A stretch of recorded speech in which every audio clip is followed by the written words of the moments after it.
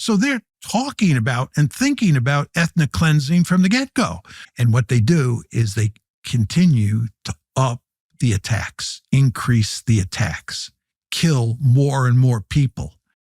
So recently, John Mearsheimer went on Tucker Carlson's podcast to talk about the truth regarding Israel's genocide in Gaza. This coming as Israel prepares to actually annex Gaza for the first time, and a starvation crisis has broke out, bringing in people to this issue that have never talked about it before. So let's get his take on this. Please like the video and subscribe to the channel. You want to remember right before October 7th, Jake Sullivan, who was then the National Security Advisor, was crowing about the fact that we had not seen the Middle East so peaceful in a long period of time. And he understood full well that this is in our interest. Well, if you compare the world, on October 6th, 2023, with the world that exists in the Middle East today, we are much worse off today. This is not in our interest. And this is in large part because of Israel. And this is just the strategic dimension. We're not even talking about the moral dimension. I mean, the Israelis are executing a genocide in Gaza, and we are complicitous in that genocide. When you say it's a genocide, what do you mean? Well, if you look at what the definition of a genocide is, right, it's where one country tries to destroy either all or a substantial portion of another group, another ethnic or religious or national group, for the purposes of basically destroying that group identity. That's what you're talking about here. I think that that's the definition of genocide. It's laid out in the 1948 convention. I think that what the Israelis are doing fits that description. Yeah, me too. And if people still want to clamor over that or kind of debate whether or not this is a genocide, I think in some ways that's an important discussion, and in other ways it's a red herring, because whether it's a genocide or not, whether you're willing to call it that or not, people draw the lines in different places. What benefit is it for the U.S. to get involved in this and bankroll this and double down on this and continue funneling money to Israel while this is happening? I happen to agree it's a genocide too, and for the people that don't think so, one question you might ask them is, well, how many people does Israel have to kill for it to be called a genocide? What needs to happen? People won't answer. They just say, hey, that's foolish. It's not a genocide. But hey, 60 to 100,000 people have died. People completely lost their properties and houses, buildings leveled, something like 80% of buildings in Rafah or something. That's one of the biggest cities there, with 150,000 or so people missing. A majority of those might be dead. So yeah, people will still debate whether or not this is a genocide, but either way, the U.S. is complicit in an absolute slaughter in Gaza. It needs to stop that and stop doubling down on it and supporting Netanyahu in it while he carries it out. So yeah, I'm with Mearsheimer, but this question is kind of, we're a little bit beyond this question now, I think, with what's happened there. And lots of people and organizations agree with me on that point. It's very important to understand here that just killing large numbers of Palestinians is not necessarily genocide. I mean, the United States, when it firebombed Japan in World War II, killed many more Japanese than the Israelis have killed Palestinians in Gaza. There's no question about that. But no one would ever accuse the United States of executing a genocide against Japan. The United States was killing large numbers of Japanese civilians. And by the way, we killed large numbers of German civilians as well. Millions. Yeah. For purposes of ending the war. We wanted to end the war. And if you look at how we treated the Japanese and how we treated the Germans once the war ended, it was very clear that we were not bent on genocide. This is not. Well, Israel is using the excuse perpetually that they're trying to end the war. It's an absurd assertion because Hamas doesn't really even exist as a fighting unit anymore. There will be Hamas rebels all the time. Probably the 13 to 15,000 of them right now, if you're counting liberally, but before October 7th, it was something like 35,000. These are projections that you can find online, and, some sources differ, but Israel's continuing to claim that it's because of Hamas that they're doing what they're doing in Gaza, when Hamas holds something like 50 hostages and Israel holds something like 3,300 hostages. And, there's this notion that, hey, if Hamas just gives up these hostages, this will stop. I don't think that's true. The hostages are so disproportionate in the first place, and Hamas has released hostages. Israel's released a few hostages, too, in Phase 1 and Phase 2 of the ceasefire, which, by the way, Trump just allowed Netanyahu to break the ceasefire that he orchestrated the day before he stepped into office. So, whether or not this is a genocide, whether or not it's comparable to what U.S. did in other places, certainly what the U.S. did, I think, in Japan was totally criminal, not only in terms of the firebombing, but also in terms of the atomic bombs, mass innocent lives taken out. But I do think we're seeing an ethnic cleansing campaign in Gaza. It's not like they're giving these people political rights or trying to, solidify a peace. It's continual beating and starvation and bombing. That's what we're getting from the IDF. Not to excuse what we did against Japan and Germany. And I do believe we murdered, I would use the word murdered, large numbers or millions of Japanese and Germans together.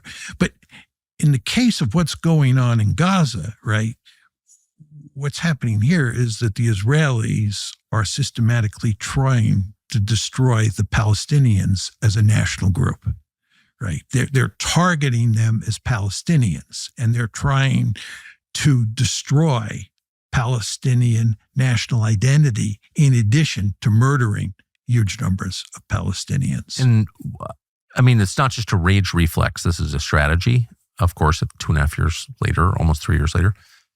What is the strategy? What's the goal of this?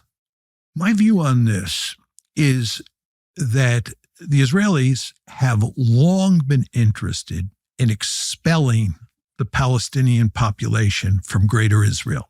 If you look at Greater Israel, this includes the Israel that was created in 1948 and the occupied territories. This is the West Bank. Post-67. Post-67, West Bank and Gaza. So West Bank, Gaza, and what we call Green Line Israel. That's Greater Israel. Inside Greater Israel, there are about 7.3 million Jews and about 7.3 million Palestinians. And from the get-go, going back to the early days of Zionism and the views of people like David Ben-Gurion, they believed that you needed a Jewish state that was about 80% Jewish and 20% Palestinian. In an ideal world, you would get rid of all the Palestinians. But the least bad alternative is 80-20. But you actually have a situation in Greater Israel where you have 50-50. So October 7th happens, and what the Israelis see is an excellent opportunity for ethnic cleansing.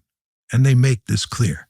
In other words, it's an excellent opportunity to go to war in Gaza and drive the Palestinians out of Gaza. Absolutely, and all we've seen is propaganda to support that, right? We see Israel has a right to defend itself when, babies are being plucked out of rubble that's been bombed by the IDF, not exactly Hamas soldiers, by the way. And half of Gaza was children that didn't have the opportunity to vote Hamas in 2005 anyways, and some of the populace that was of age did not vote for Hamas. So this constant, propaganda campaign that's also bolstered by, oh, hey, they elected Hamas, doesn't exactly work too well. But Mearsheimer's right. This is all because of their thirst and quest for a greater Israel, which doesn't involve the Palestinians. They've wanted to do this for a long time. It's part of the clean break strategy, and what that was a departure from the Oslo Accords, which would have brought about a Palestinian state. And instead of making peace with Arabic neighbors and creating a Palestinian state, it's no, let's regime change the Arab neighbors that we don't like Syria and Libya and Iraq, and have the U.S. support that. And let's fund Hamas so that we don't get a Palestinian state. That's exactly what Netanyahu did over a prolonged period. I believe that payments to Hamas began in 2012 and were ramped up and included payments to Hamas in the weeks leading up to October 7th. He actually gave the head of Mossad cash to bring down to Qatar and do that exchange. And, this sounds like a conspiracy theory, but it's widely documented. But yeah, this is an ethnic cleansing campaign, and it's because of Greater Israel. And I'm saying this as a day ago, the Times of Israel and other publications are reporting that Israel has sent warnings. We're going to annex Gaza if there's no hostage deal. There's only like 50 hostages left, and they have 3,300. But if no hostage deal, hey, we're going to annex Gaza. That's what they've always aspired to do.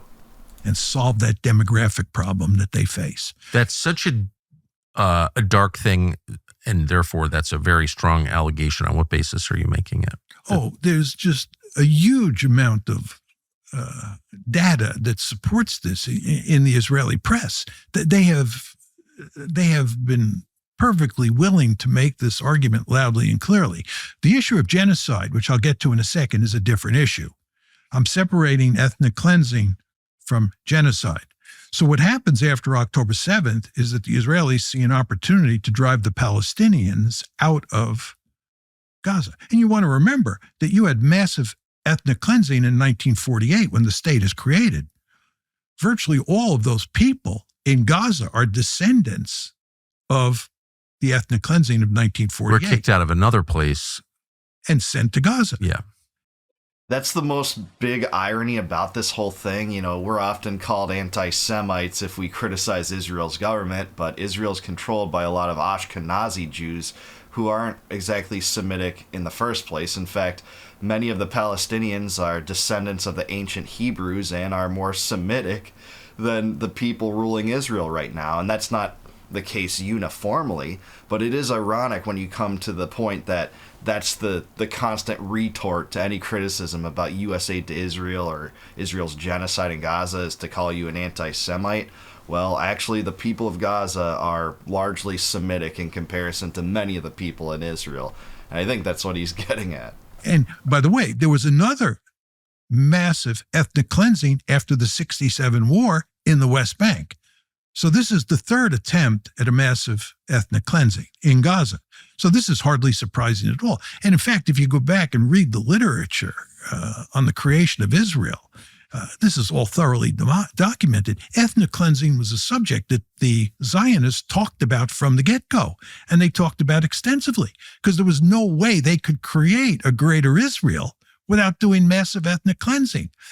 Yeah, and if you don't believe him, read about the terrorist groups that broke out, the pro-Israel terrorist groups that broke out in the 40s, like Lehi, which is often called the Stern Gang, and what they did to try to accomplish this goal and actualize it. This is exactly right. The literature does support what he's saying. It's not brought up in mainstream discourse, but that is true. You want to remember that when the Zionists come to Israel, starting in the late 1800s, early 1900s, there are remarkably few Jews in Palestine. And those Jews are not Zionists. The Zionists are the Jews who come from Europe. Right. And they understand that they're moving into a territory that's filled with Palestinian villages and Palestinian people. And the question you have to ask yourself is, how can you create a Jewish state on a piece of territory that's filled with Palestinians without doing ethnic cleansing, massive ethnic cleansing? And the answer is you can't. So they're talking about and thinking about ethnic cleansing from the get-go. Now, they did. The only caveat and wrinkle I'll throw into this is that they actually accomplished the Israeli state through a globalist UN resolution where there was a grand partition plan that was to divide property between the Palestinians and the Jews, just because, our famous globalist entity, the UN, came in and said, hey, we're passing this resolution, and now, instead of Palestinians owning something like 95% of the land, you're going to own something like 48% or 46%. I can't exactly remember the exact percentages, and the Jews there will own more than 50%. This kicked people out of their houses, their property, their life's work was thrown to the wayside by this grand land redistribution project. And that's what started the war. The original war back then is what started over this, because obviously that wouldn't be acceptable to the Palestinians who just had their land lost because of this globalist entity at the UN causing this. And hey, a lot of conservatives are like, we hate globalism, we hate the UN, but they sure are willing to point to the UN as the basis for which Israel should exist. It's just so absurd. So the idea that they wouldn't think of what the situation looks like after October 7th is an opportunity to do ethnic cleansing, it belies. So it wasn't really a land without people for a people without land. Absolutely not. Absolutely not. And David Ben-Gurion, Vladimir Jabotinsky, all these key Zionist leaders understood that full well. And they understood that they were going to have to do horrible things to the Palestinians. They understood that. And they were explicit in saying that they did not blame the Palestinians 1 second for resisting what the Jews from Europe were going to do to them. They fully understood that they were stealing their land, and they fully understood that it made perfect sense for the Palestinians to resist, which of course they did. But anyway, just to fast forward to October 7th, what happens after October 7th is that the Israelis see an excellent opportunity to ethnically cleanse the Palestinians in Gaza. You have about 2.3 million Palestinians in Gaza. Just to be clear, you have about 2.3 million Palestinians in Gaza, about 3.2 million in West Bank, and about 1.8 in Green Line Israel. Okay, so this is an opportunity to get rid of those Palestinians. Yeah, he's right. And this was accompanied by a grand propaganda campaign. What did we hear all the time at the beginning of this war? Israel has the right to defend itself. Well, we're far beyond that. This isn't even remotely proportional. This is genocide in Gaza. Hamas killed something like 1,000 Israelis, and they were barbaric. This was a barbaric terrorist attack for sure. But their aims was actually to, have what is happening now unfold, I believe. And that is Israel's response. They provoked a response in Israel to do what it's doing in Gaza, and now world opinion has shifted hard on Israel. And this is creating a crisis, globally rather than a localized crisis, and that's what I think that they want. They want sensibilities around the world to turn hard on Israel. And that's exactly what's happening now, and the U.S. isn't helping that in any way. If the U.S. really wanted to, it could throw its leverage around by just threatening to withhold aid to Israel for a while. Meanwhile, the U.S. just sent $500 million more to Israel that didn't have to be via an amendment. And I think more than that, actually, that was just an amendment that Marjorie Taylor Greene had tried to cut out of the Israel budget. So, yeah, that's where we're at. In the propaganda campaign, Israel has a right to defend itself. Oh, they have human shields. That argument wouldn't fly any other place, by the way. They said Iran will wipe Israel off the map if we don't go to war with Iran. They didn't, and even when backed into the corner, they didn't. They were remarkably restrained, and they didn't want war. All these absurd things. But Hamas. Israel has the right to defend itself. They'll wipe us off the map. No, it's actually you being the warlike people, expanding West Bank settlements, laying claim to parts of Syria and Lebanon. This is all bloodthirsty madness, and it is on the part of Netanyahu and those who facilitate and support him. And the way to do it is to turn the IDF, the Israeli military, loose and let them tear the place apart. And the idea is that will just drive the Palestinians out. But the problem that the Israelis face is the Palestinians don't leave. Both the Egyptians and the Jordanians, which are the two countries that the Israelis would like to drive the Palestinians into, make it, unequivocally clear that that's not going to happen. Jordan is just a giant refugee camp already. It already is. From all these other wars that have been inspired for the same reason. So, I think Jordan is, what percentage Jordanian is Jordan? Tiny percentage Jordanian. Well, it's definitely less than 50%. Way less. Way less. Yeah. And Egypt has 100 million people already. So, but here's what happens, Tucker. And I think it makes sense if you listen to the logic. They start with the goal of ethnic cleansing. I don't believe they want to murder all of the Palestinians in Gaza. They just simply want to drive them out. But the problem is they don't leave. And then the question is, what do you do? And what they do is they continue to up the attacks, increase the attacks, kill more and more people in the hope that they will drive them out. Yeah, I think that's true, but there are reasons why they don't leave. It's not like it's nonsensical. It's because they don't get taken as refugees. Egypt doesn't want to accept them anymore. Other countries don't want to accept them anymore. It's not like they're welcomed by a lot of the populace in Israel either. And there's strict border enforcement and border crossings where they're closed off to the greater society. Even in the Mediterranean, Israel has blockaded that country since I think 2006 or 2007. It's one of those 2 years.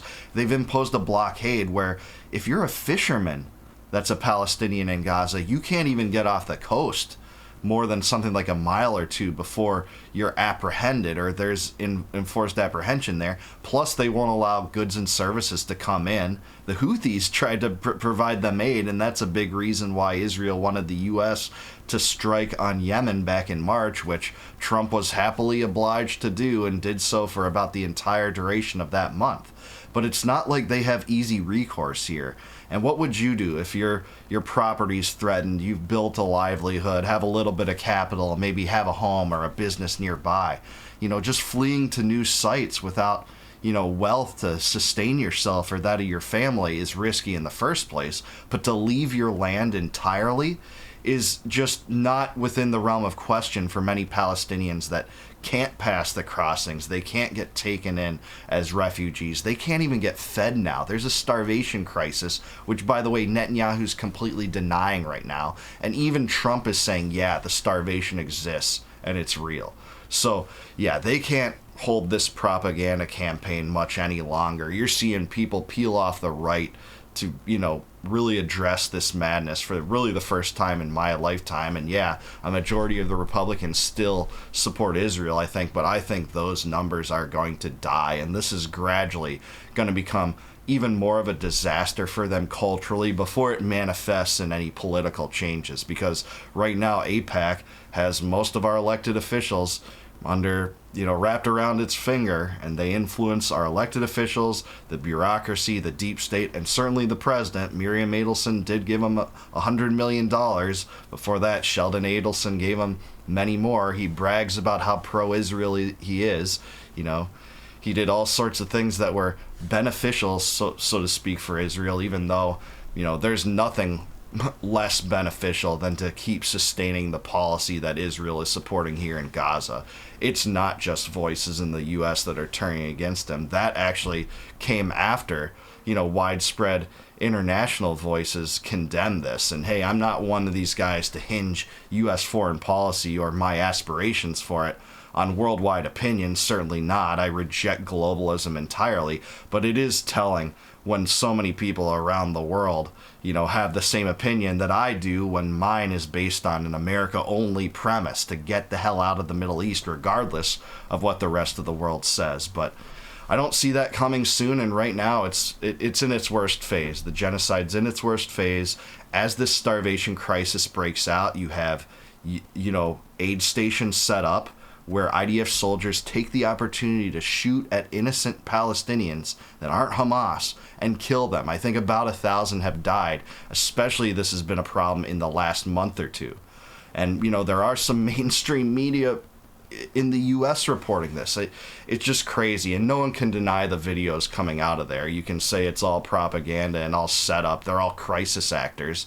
But, Americans know the truth that actually follow this. You can see, babies being pulled out of the rubble dead, or starving children, and it's so ghastly that I would never want to be associated with this. And I don't think posterity and future generations will be kind to the people, by the way, that do support this. And all this comes when Israel is planning to annex Gaza, or making serious claims that it's going to do that without a hostage deal. So that's where we're at. They're going to still say, oh, Hamas, that's the reason why we're going to continue this genocide. And it's not acceptable. I say America first means pulling out of the Middle East entirely. Stop funding Israel's genocide and the wars it wants the U.S. involved in. Stop supporting U.S. politicians, by the way, that want those same wars and want to bankroll the genocide, that make excuses for it, that justify it. And that's where I'm at. But I do want to hear from you. Let me know down below. Do you agree with John Mearsheimer? Is this a genocide? Does that question matter? Whether or not that question matters, do you think the U.S. should support this madness any longer? Let me know in the comments below. Like the video, subscribe to the channel, also subscribe to Tucker Carlson, and please consider becoming a YouTube member. If you click the join button below, you'll help support me and the channel, which I will graciously appreciate. And as thanks for that, I'll give you all my videos before they go live to the general public on YouTube. And until I see you guys next time, no more war, no more debt, no more inflation, and no more empire. Peace out, guys. Catch you in the next one.